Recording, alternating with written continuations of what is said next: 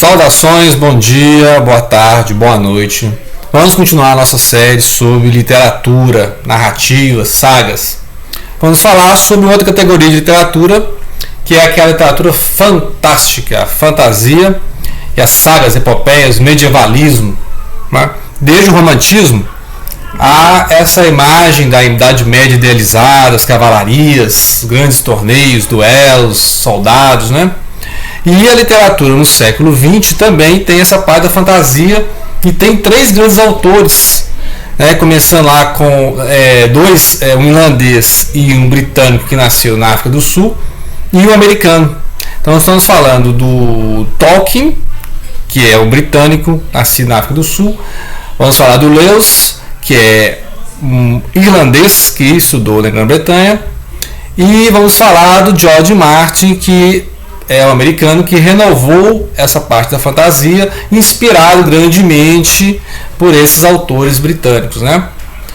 A questão da fantasia existe uma realidade, pode existir uma fantasia no sentido de um mundo paralelo à realidade, um mundo fantástico, onde a realidade as leis da realidade não funcionam, as leis lá são regidas pela magia, e pode ser uma fantasia totalmente deslocada do nosso mundo, pode ser em outro planeta, por exemplo, né? Ou pode ser uma fantasia em que ele é um rasgo na nossa realidade, né? Então nós vamos ver caso a caso e outra coisa, os simbolismos, né?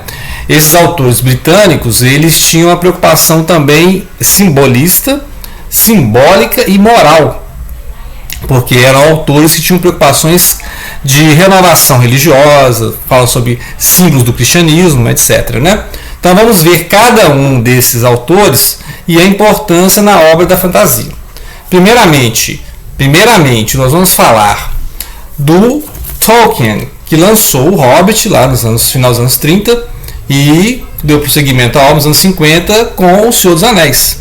Então o Hobbit é um outro mundo, né, chamado Middle-earth ou Terra-média, e esse mundo é habitado aqui pelos hobbits, que esses seres, né, que tem a dimensão dos anões, mas anões são outra raça que tem aqui. Então você tem os anões, você tem os elfos, tem os orcs, e tem a questão do bem e do mal, né?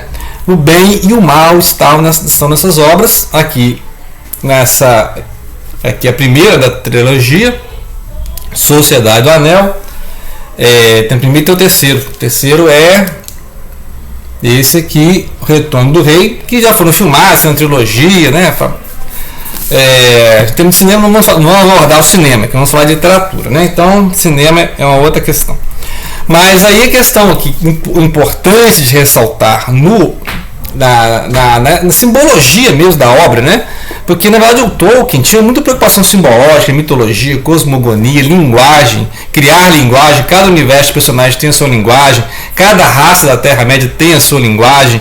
Ele era um linguista, ele era um especialista em línguas, então ele ficava encantado lá com o islandês, com o finlandês, com o latim, né, o latim, essas línguas grego.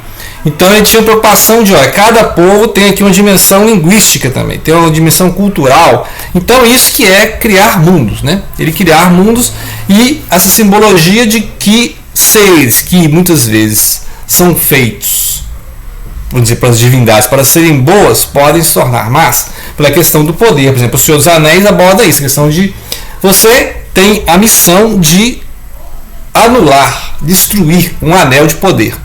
E você faz isso, você destrói o anel de poder, ou você o mantém para si. Povos são totalmente corrompidos pelo poder, então eles ficam nessa missão de ter que destruir um anel que simboliza o poder do mal, e esses pequenos seres hobbits têm que lá eliminar, jogar lá no vulcão esse anel. Só que aí tem o seguinte, tem vários interessados em ter esse poder do anel, inclusive o anel já corrompeu outros reinos, né? Então a história é longa. Isso aqui são várias eras, né? Aquela parte lá filmada é a terceira era e tal. Então, não sou especialista em Tolkien, tem canais, né? Vamos fazer uma lista e vou colocar a lista aqui na descrição. Ó. Vocês têm o Tolkien Talk, você tem o Tolkienista, você tem o Bolseiros, tem o Rings and Realms, né? Então, são pessoal que esmiuça lá o Tolkien, conhece todos os contos inacabados, as versões, o diário do Tolkien, coisa que, porque ele morreu sem concluir a obra, podemos dizer assim, o universo, Tem o Silmarillion, eu já fui ler o Silmarillion, mas é muita coisa, muita coisa. Então você tem que adentrar esse mundo. Continuando, vamos falar agora a segunda obra, que é do C.S. Lewis, né? Conhecido do mundo Nárnia. Né? O mundo Nárnia, esse aqui tem uma ordem de leitura, uma ordem de publicação, né? O Leão, a Feiticeira e Guarda-Roupa, né? Leão, a Feiticeira e Guarda-Roupa são mais conhecidos, né? Os meninos entram no guarda-roupa e saem no outro mundo, né? Tem essa questão do outro mundo. A história se passa na época da Segunda Guerra, né? Isso aqui são as edições avulsas, são 7 livros. E tem a famosa edição completa, né? Essa aqui dá edição completa, tem todos, são 7 livros. De 2009 que saiu essa edição, né?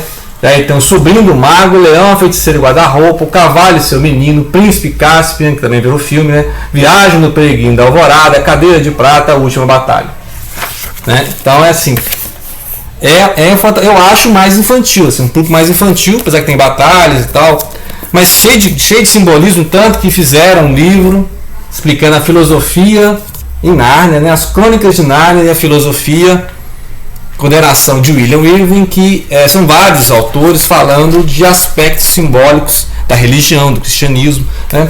A questão de o leão, símbolo da Inglaterra, poder imperial, ou o símbolo de Cristo, né? Símbolo de, igual lá no Senhor dos Anéis, tem a questão do retorno do rei, né, valorização da monarquia, a questão do Gandalf é aquele mago, né, que ele se sacrifica pelos amigos, pela missão, morre e depois ele reaparece como um ressuscitado, sim, como um mago branco, né, ele sobe de nível, ele morre e ressuscita, tipo aquela figura simbólica daquele do herói que morre e renasce mais poderado, né? A questão de Cristo é que ele morreu, né, morreu pela humanidade e foi ressuscitado. Então, esse livro pretende fazer essa análise do Nárnia mais do que a fábula fantástica do Nárnia. Que é isso, os meninos estão na Segunda Guerra Mundial, as crianças foram mandadas para o campo, né, porque a cidade estava sob um bombardeio dos nazistas, e aí as crianças foram lá para o campo e o que acontece com as crianças? Elas abrem um guarda-roupa mágico lá, né? Tem as fábulas e abre o guarda-roupa mágico e aí eles entram no outro mundo. E aí aquele mesmo mundo fantástico. E aí tem lá, tem os seres parecendo minotauro, tem seres élficos, tem seres angelicais, tem a bruxa, a feiticeira branca. Então, cada um desses arquétipos, né, esses personagens, esses elementos fantásticos, trazem esses símbolos. O bem contra o mal, no final, depois de várias batalhas, o bem vence. É importante isso, o bem vence. No mundo de bem e mal, o bem vence. Ou seja, há uma luta entre, né, parece que o bem está perdendo, o mal está ganhando, mas chega uma hora, tem um herói, o herói ele dá um equilíbrio. É tipo lá no Star Wars, que é cinema, Star Wars tem aquele equilíbrio da força. Vamos ver um personagem para desequilibrar a força, um personagem equilibra a força, sem que um lado consiga, mas no final, o lado claro da luz consegue prevalecer. Então, basicamente isso, o mundo do Nárnia, né? Claro que tem 1000 coisas aqui dentro para analisar, vou explicar a questão da fantasia, ou seja, mas é um mundo paralelo, né? Porque, por exemplo, piratas holandeses num local lá entraram e conseguiram chegar nesse mundo. Então lá nesse mundo tem humanos também, né? Mas tem um leão que é a figura mística, né? Um deus local lá, pode simbolizar um poder imperial, um poder excelso, uma divindade, a figura de Cristo, né? Então essa questão da fantasia como uma metáfora de algo mais, querendo passar a moral de algo mais. Muito bem, o Lewis morreu em 63. Aí o nosso próximo autor, que é o George Martin, tinha ali 15 anos. O Tolkien morreu em 73. E aí o George Martin tinha 25 anos. E aí ele o herdeiro dessa jogada fantástica e medievalista. Todos são medievalistas, todos idealizam a Idade Média, todos têm cavalarias, famílias, dinastias. Mundo medieval, né? Não tem ninguém com celular lá em MP3, não é só. Então aqui é uma questão até shakespeariana, porque tem a fantasia, tem o bem e o mal, mas tem Shakespeare, porque nem sempre o bem vence no final. Nem sempre, ele mesmo falou, ele próprio autor falou assim, ó, tem muita violência, tem nudez, tem coisa assim que os outros dois lá, o Tolkien e o Lewis não coloca, né? Violência explícita, né? A série mostra isso, né? É muito violento, e aí não tem lição de moral, porque muitas vezes o mal vence, né? E muitas vezes o personagem é bom e mal, né? No personagem tem o bem e o mal. Então essa é uma série, são 5 livros que foram escritos. Esse livro aqui no Brasil é A Guerra dos Tronos, né? As Crônicas de Gelo e Fogo, livro 1, 2010, Jorge Candeias. Então aí em 2011, né? O ano seguinte chegou esse livro que começou a série da HBO, clássica série, né? Todo mundo agora tem a House of Dragon aí, né? Então a importância do Game of Thrones. Medievalismo, renovação da literatura fantástica, porque os elementos fantásticos estão ali, né? Os magos, os dragões, a mulher que manipula o fogo, sobrevive ao fogo, né? Os gigantes de gelo, os andarilhos de gelo, lá, os White Walkers, né? Então não vamos entrar na trama, que é muito complexa, mas é medievalismo e baseado na história da Inglaterra, muitas coisas ali. História da Inglaterra, que são lá da Guerra das Rosas, Duas Rosas, né? Guerra Civil, os Lancasters e os Yorks, ou seja, os Lannisters e os Starks.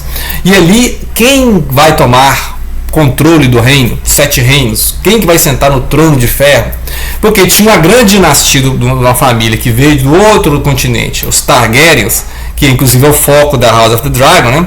Os Targaryens reinaram nos 300 anos depois que eles tomaram conta do continente, que é o Westeros, e aí depois eles foram destronados e agora vem uma casa e outra casa que é o poder dessa casa, e aí essa casa tem que derrubar com outra casa e faz aliança com outra casa. Então o que é? É um verdadeiro Ricardo III do Shakespeare.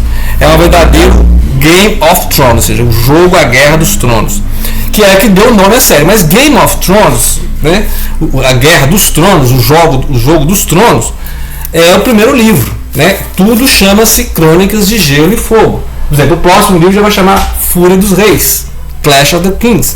Então, ele vai dar um segmento a essas lutas bem shakespearianas, porque os personagens estão ali, eles são bons, eles são maus, em algum momento eles são bons, em algum momento eles são maus, mas só que é o seguinte, eles têm infidelidade com suas famílias. Então, muitas vezes tem que tomar uma atitude cruel, mas infidelidade com a sua família, porque a sua família tem que chegar ao trono. Então, muitas vezes ele acha, eu estou sendo cruel, mas eu tenho que fazer isso para garantir a minha família. E aí o outro é a mesma coisa, eu vou jogar desse jeito, vou trair desse jeito, vou fazer aquela aliança daquele jeito, porque eu estou salvando a minha família, né? Então, eles sempre estão achando que estão acima de qualquer questão moral, porque importa que nessa guerra de dinastia, nessa guerra de tronos, importa que a minha família, aí um Lannister pensa, eu sou um Lannister, o Stark, não, a família Stark, né? Aí tem lá os Baratheons, é a mesma coisa, os Greyjoy, então todo mundo acha que eles merecem ser a melhor família, e essa família sendo a melhor merece governar os 7 reinos. Então, é assim, todo mundo se acha o supra-sumo da nobreza, e aí todo mundo quer o poder. Que é igual lá nos Seus Anéis. Seus Anéis tem os anéis de poder, e isso aumenta a ganância dos personagens. Um personagem, quando ele toca no poder, ele fica mais ambicioso e quer mais poder. Então todos são corrompidos, porque, né, se tem lá um mago, né, o Saruman lá no Senhor dos Anéis, né, Lord of the Rings, que o Saruman, ele tem acesso a uma promessa de poder e ele se alia ao mal, ou seja, ele abre mão do poder que ele já tem, ele já é poderoso, e aí quer mais poder, alia ao mal para ter poder e trai os magos, e aí ele enfrenta o Gandalf. Então é basicamente isso, são questões de simbologia que a fantasia trabalha, ou seja, o bem e o mal, o bem vence o mal. Lá no Tolkien e no Lewis, a ideia é que o bem vence o mal. Agora, na Guerra dos Tronos, nem sempre o bem vence no final, né? Então é basicamente isso.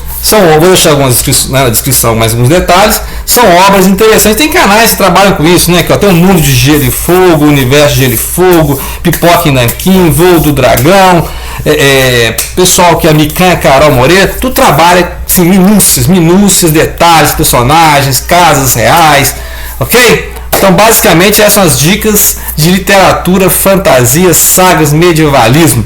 Se você gostou, compartilhe e muito obrigado. Boa noite, bom dia e boa tarde.